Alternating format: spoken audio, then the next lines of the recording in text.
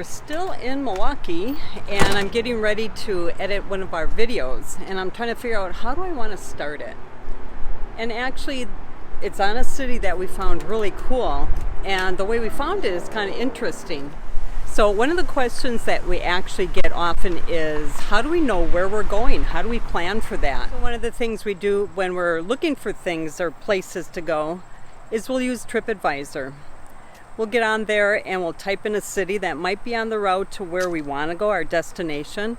And if it looks like it's interesting, it's got some cool stuff happening, we'll make that our next stop. All right, so one other way is that we talk to people like Corey. Hi. He is actually one of the first people we met when we started RVing. Corey and George are our neighbors, and they are now our mentors and gurus of full-time RVing. And they taught us a lot of stuff, but talking to people, that's one way of learn things and figure out where you want to go. Yep, and most of the locals are willing to give you their secrets because they're proud of their town. Oh, absolutely. Yeah. Good advice. Yeah. I didn't think of that. Cool. Yeah. All right, we'll see you at dinner later. You betcha. So usually we have some destinations in mind. For example, we knew we wanted to do Yellowstone, and we also knew that we're going to Minot, North Dakota for an FMCA rally. So what do you want to do in between? We had over a month of time to explore places. So as we're leaving Yellowstone, we headed north and taking 94 across, heading towards North Dakota. And we're in Billings, Montana for a while. This is where we met a couple who gave us some advice. All right, so I'm taking a walk, videotaping this, and I happened to run across one of my former students, Oceana. And the cool thing about it is she actually wanted to talk to me. It's like not everybody would want to do that. So there's Oceana. Good to be back home. Good to see you, and thanks for saying hi. Hi. Well, that was kind of cool. I love running across some of my former students. Anyway, we were in Billings, Montana, heading towards North Dakota, and we came across this couple, and like usual we have our conversations like, where have you been, where are you going, any suggestions. So this couple actually was coming down 94 heading west, and we're actually heading east. So he said, so what's ahead of us that we should be checking out? So they're talking about how we're going to be passing Theodore Roosevelt National Park, and I'm like, perfect, we're there. They said, well, if you're going to go there, then you definitely got runners on the path and bikers. I love this place. So he said, well, if you're going that way, you definitely want to check out Medora. And we're both kind of like, what's Medora? Never heard about it. You got to go see the Cowboy Musical that's built into an auditorium on the side of the hill. And then they started talking about a Pitchfork steak fondue that you want to do before, and a bunch of other stuff too. Talking Dog, Teddy Roosevelt Live, all kinds of stuff. That piqued our interest, so we're checking it out.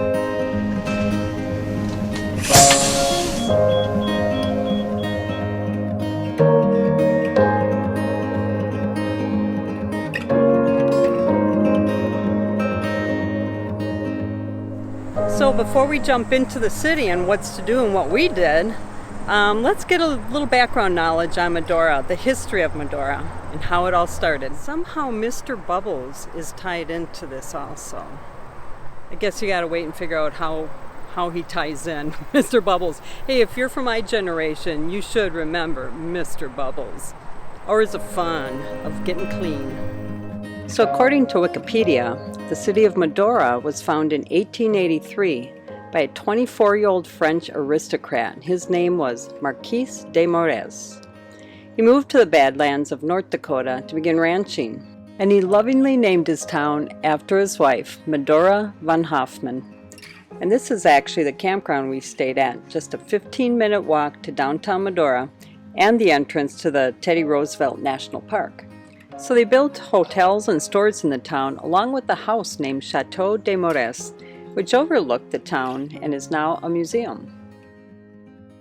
So this is the home of Marquis Moraes and his wife Medora, hence the name Medora, and he pretty much founded the city. And we're going up to his house, which he called, and the people here call it a chateau. Most houses had like 3 rooms. This one's got, what did they say, 26, 28 rooms? Yeah, 29 I thought. He thought it was a little little cowboy cabin. Yeah, hunting cabin. If we look across the meadow here in the distance, there's supposed to be a chimney. Do you see it? The chimney is what remains of one of the innovative things Marquise did. He built this meat packing plant and shipped the refrigerated meat to Chicago rather than shipping the cattle and then slaughtering them there. It's their hunting home, which compared to other houses truly is like a palace. Because he was from France and he was very wealthy, this truly was like a little dinky lodge compared to him. So he was actually dumbfounded when the cowboys made fun of him, you know, as this being so lavish. And he's like, come on, this is like my garage, you know? Not a bad view back here, huh?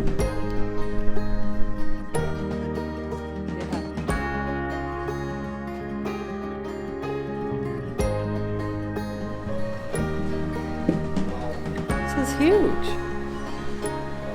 This is a chateau. This is not a hunting home.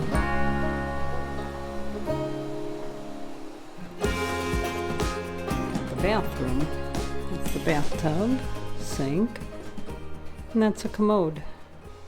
Huh. So they also built hotels and stores, and despite the vision and the energy of the Marquise, all of his various enterprises ended in financial failure by 1886.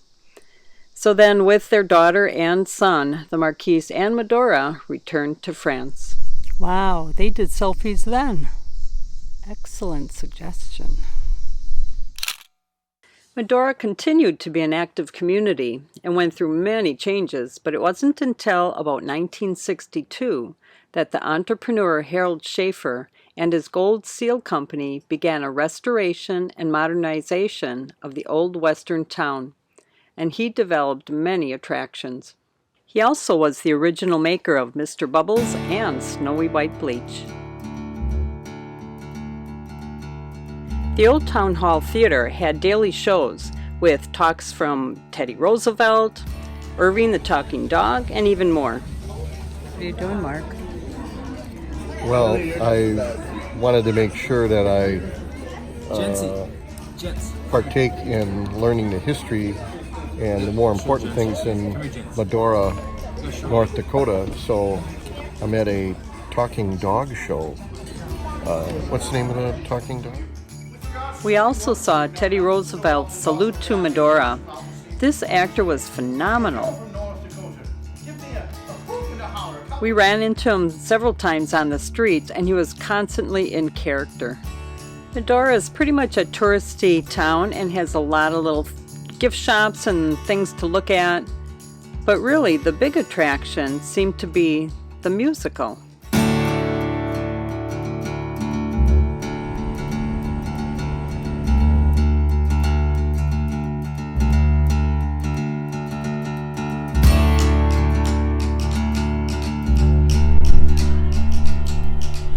Thanks, Harold and his wife Sheila.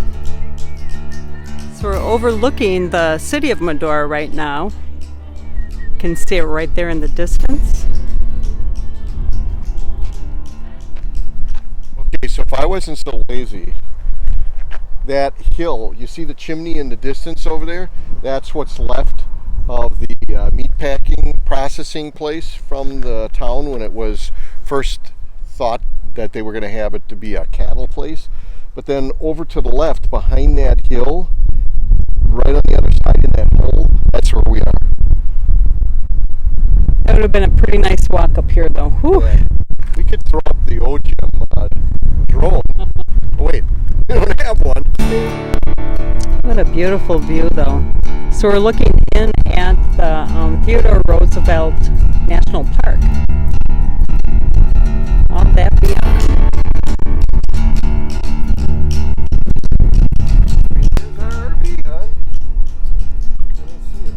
It's hiding behind the tree. And this is actually where we're going to be having our steak buffet. What's wrong with your hair? Something about Mary again. I don't know. So we are now in Medora, North Dakota, and we're actually going to the Medora Musical. We drove a windy road to get up here, and if you look down here, you can see the stages. It's actually a stage that has buildings on it. But before we do that, we're actually going to a Pitchfork steak fondue, which is right back here. Let's go check the meat out on the Pitchfork.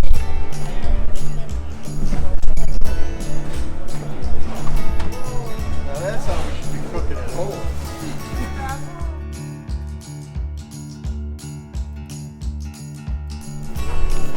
Wow. Wow. We're going to split one. We got a vegetarian and a steak. So, one steak.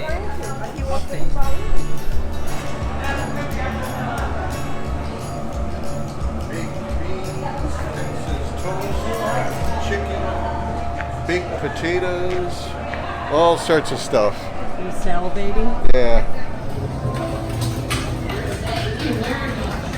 It's quite a plateful, Mr. Chandler. Ah. How'd you know my name?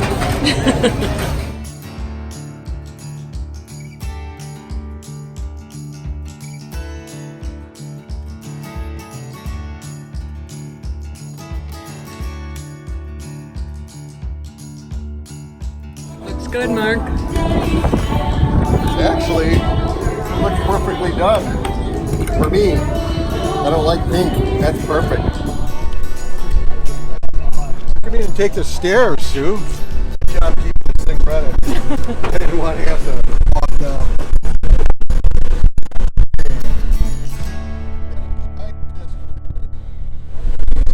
When you're in Wisconsin, you'll take any ride you can get.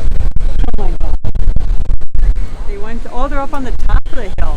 Oh, perfect. That's where they put the trees. Do you see them up there? The very top. The Burning Hills Amphitheater seats 2,900 people. And the tickets are anywhere from $38 to $42, but on Tuesdays and Thursdays, you can get a 15% senior discount, which we did. This isn't just a facade, it's real building. You don't have to worry about your hair. Everybody's used to seeing something about Mary. Looks like mine. So we're at the Medora Musical right now, and this has been actually going on since 1965. And I guess they kind of change it up every year. Huh.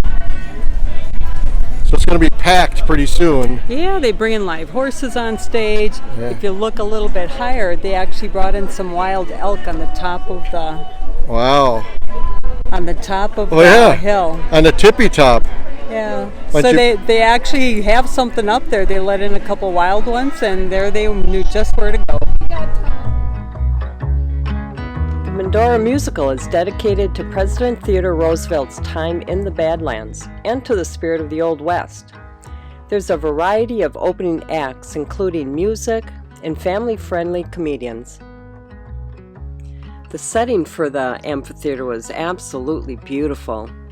But as the sun started setting, it became magical, which included fireworks.